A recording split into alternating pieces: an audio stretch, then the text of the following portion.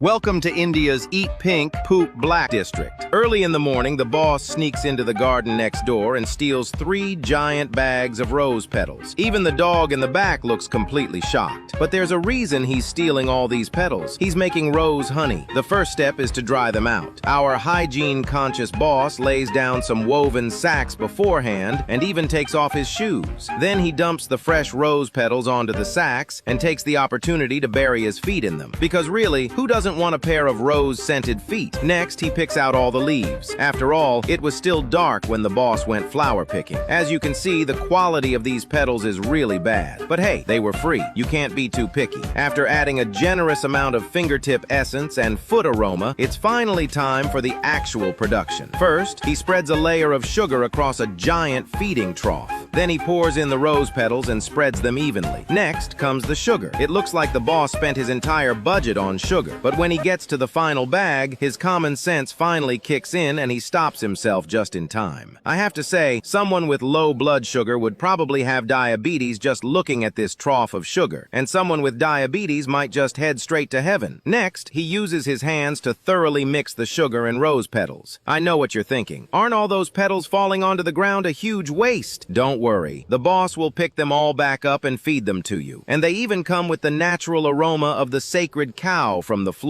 The final step is to repeatedly pound the rose petals with 2 laundry sticks. As you can see, after the boss is done putting them through all that, the rose wine finally starts looking disgusting. But luckily, it has absorbed plenty of iron along the way. Finally, he packs it into these elegant little bottles and it's ready to enjoy. Ta-da! Have a sweet poop!